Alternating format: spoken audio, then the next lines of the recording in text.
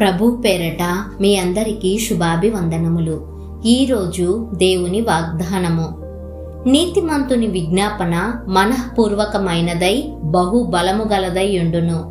యాకోబు రాసిన పత్రిక 5వ అధ్యాయము 16వ వచనము.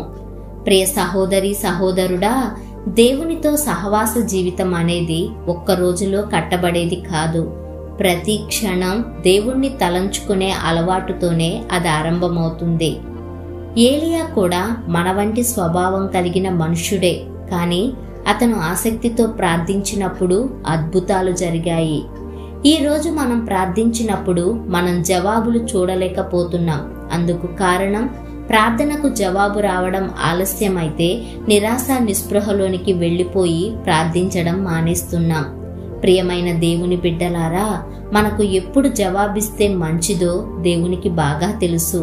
ఆయన ఆలస్యం చేస్తాడేమో కానీ అలక్ష్యం మాత్రం చేసే దేవుడు కానే కాడు.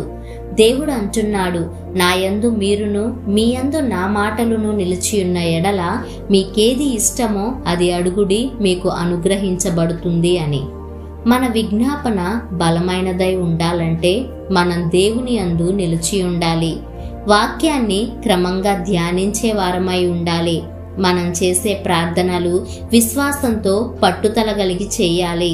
అప్పుడు ఏలియా చూసిన అద్భుతాలు మనం చూడగలం. కావున అటువంటి జీవితం కోసం దేవునికి ప్రార్థిద్దాం. ప్రార్థన.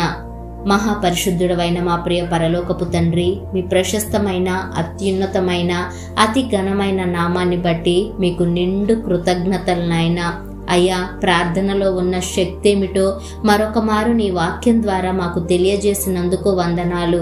అయ్యా, మా యొక్క ప్రార్థనలకు జవాబు ఆలస్యం అవుతుందని నిరాశలోనికి వెళ్లకుండా నిర్ణయ సమయంలో నీవు జవాబిస్తావన్న విశ్వాసంతో నిరీక్షణ కలిగి జీవిస్తూ అనేకుల కొరకు విజ్ఞాపన చేసే ప్రార్థనాత్మతో మమ్మల్ని అందరినీ నింపమని యేసు నామమున ప్రార్థిస్తున్నాము తండ్రి. ఆమేన్.